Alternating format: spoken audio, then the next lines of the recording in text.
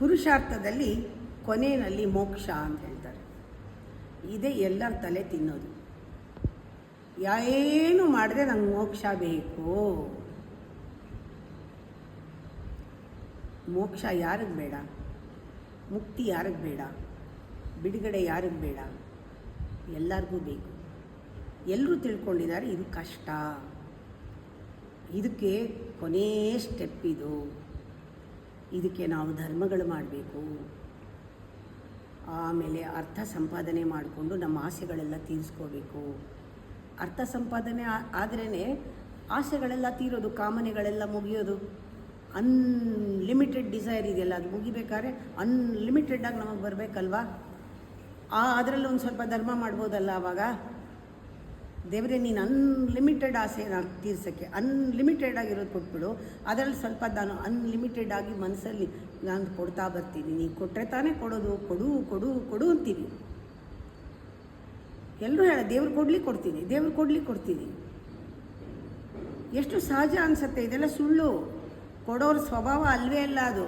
ದೇವ್ರು ಕೊಡ್ತೀನಿ ಅಂತ ಅವ್ನು ಕೇಳ್ತಾರೋ ನನ್ನ ಆಸೆ ಎಲ್ಲ ತೀರಿದ ಮೇಲೆ ಕೊಡ್ತೀನಿ, ನಂದೆಲ್ಲ ಮುಗಿಲಿಕ್ಕೆ ಕೊಡ್ತೀನಿ, ನಂದೆಲ್ಲ ಆಗ್ಲಿಕ್ಕೆ ಕೊಡ್ತೀನಿ. ಯಾಕೆಂದರೆ ಬರಲಿ ಅಲ್ಲಿ ದೇವ್ರು ಕೊಡಲಿ. ನಾನು ಎಷ್ಟೊಂದು ಆಸೆಗಳಿದೆ, ಇದೆಲ್ಲ ತೀರಬೇಕು, ಜನ್ಮಾಂತರದ ಆಸೆಗಳು, ಆಮೇಲೆ ಕೊಡ್ತೀನಿ.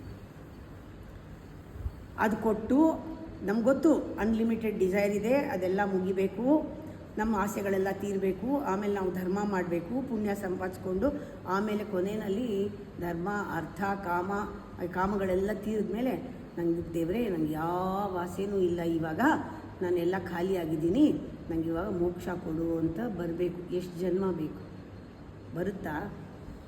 ಡಿಸೈರ್ಲೆಸ್ ಆಗಿ ನಿಂತ್ಕೋತೀರಾ? ಆಗುತ್ತಾ? ಯೋಚನೆ ಮಾಡಿ. ಆ ಟೈಮ್ ಬರೋದೇ ಇಲ್ಲ. ಹಾಗೆ ಅಂದ್ಕೊಳ್ಳೋದು ಸುಳ್ಳು. ಅದು ಆಗೋದೇ ಇಲ್ಲ. ಮೋಕ್ಷ ಇಲ್ವೇ ಇಲ್ವಾ ಹಂಗಾರೆ?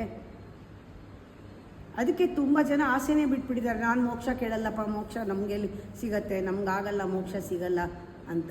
ಕೆಲವರು ಪಾಪ ಕಷ್ಟಪಟ್ಕೊಂಡು ಧರ್ಮದಲ್ಲಿ ಸಿಕ್ಕಾಕೊಂಡಿದ್ದಾರೆ, ಕೆಲವರು ಅರ್ಥ ಬರಲಿ ಅಂತ ಸಿಕ್ಕಾಕೊಂಡಿದ್ದಾರೆ, ಕೆಲವರು ಕಾಮದಲ್ಲಿ ಸಿಕ್ಕಾಕೊಂಡಿದ್ದಾರೆ. 3 ಸ್ಟೆಪ್ಪಲ್ಲೂ ಸಿಕ್ಕಾಕೊಂಡಿದ್ದಾರೆ ಹೊರತು ಯಾತಕ್ಕೆ 3 ಜನಕ್ಕೂ ಏನು ಬೇಕು? ಮೋಕ್ಷ ಬೇಕು. ಧರ್ಮ ಮಾಡಿದವ್ರಿಗೂ ಮೋಕ್ಷ ಬೇಕು, ಎಲ್ಲರಿಗೂ ಮೋಕ್ಷ ಬೇಕು. ಮೋಕ್ಷದ ಅರ್ಥ ಶಂಕರಾಚಾರ್ಯರಿಗೆ ಮೊದಲು ಅವರು ಸ್ಪ್ರೆಡ್ ಮಾಡಿದ್ದು. ಮೋಕ್ಷ ಅಂದರೆ ಏನು ಅಂತ ಶಂಕರಾಚಾರ್ಯರು ಫಸ್ಟ್ ಹೇಳಿದ್ದು. ಅದು ಯಾವಾಗ ಅವ್ರ ವಯಸ್ಸೇನು ಅದನ್ನು ಹೇಳುವಾಗ ಅವ್ರು ಎಷ್ಟು ಜ್ಞಾನಿಗಳಾಗಿದ್ದರು.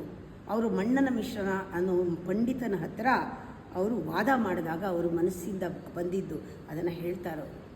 ಮಂಡನ ಮಿಶ್ರ ಹೇಳ್ತಾನೆ, ನೀವು ನನ್ನನ್ನು ಸೋಲಿಸಿದ್ರೆ ನನ್ನ ಶಿಷ್ಯರು ಕೋಟಿ ಇದೆ, ಎಲ್ಲ ನಿಮ್ಮ ಕಾಲಿಗೆ ಬಿದ್ದುಬಿಡ್ತೀವಿ ಅಂತ. ಬಿದ್ದರು, ಸೋತರು ಎಲ್ಲರೂ.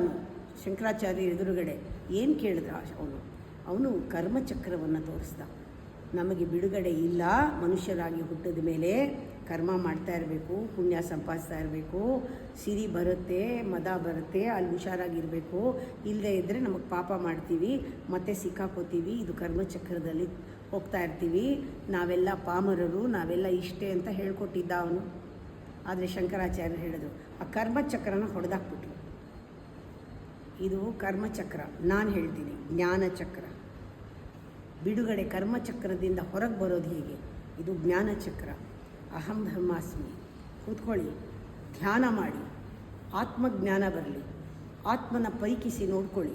ನಿಮ್ಮಲ್ಲೇ ಬಿಡುಗಡೆ ಯಾರೂ ಕೊಡೋದಲ್ಲ. ಬಿಡುಗಡೆ ನಮ್ಮೊಳಗೆ ಇದೆ. ಮೋಕ್ಷಕ್ಕೆಲ್ಲೂ ಹೋಗಬೇಕಾಗಿಲ್ಲ. ಮೋಕ್ಷ ನಮ್ಮಲ್ಲೇ ಇದೆ, ಮುಕ್ತಿ ನಮ್ಮಲ್ಲೇ ಇದೆ. ನಮ್ಮ ಅಹಂಕಾರದಿಂದ, ನಮ್ಮ ಕರ್ಮಗಳಿಂದ, ನಮ್ಮ ದೋಷಗಳಿಂದ ನಮಗೆ ಬಿಡುಗಡೆ ಆಗಬೇಕು. ಅದಕ್ಕೆ ಸಾಧನೆ ಮಾಡೋದು.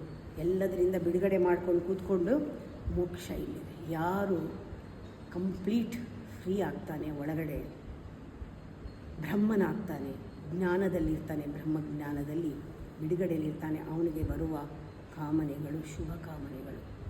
ಮೊದಲು ಮೋಕ್ಷ, ಆಮೇಲೆ ಕಾಮ. ಆ ಕಾಮಕ್ಕೆ ಸರಿಯಾದ ಇಚ್ಛೆಗೆ ಸರಿಯಾದ ಅರ್ಥ ಸಂಪಾದನೆ ಆಗ್ತಾ ಹೋಗುತ್ತೆ. ಅದಕ್ಕೆ ತಕ್ಕಂಥ ಧರ್ಮ ಆಗುತ್ತೆ. ಒಂದೇ ಮೆಟ್ಲು, ಇದ್ದರೆ ಉಂಟು, ಇಲ್ಲದೇ ಇದ್ದರೆ ಇಲ್ಲ. ಮೋಕ್ಷದಲ್ಲಿರ್ತೀರಾ, ಯು ಆರ್ ಫ್ರೀ.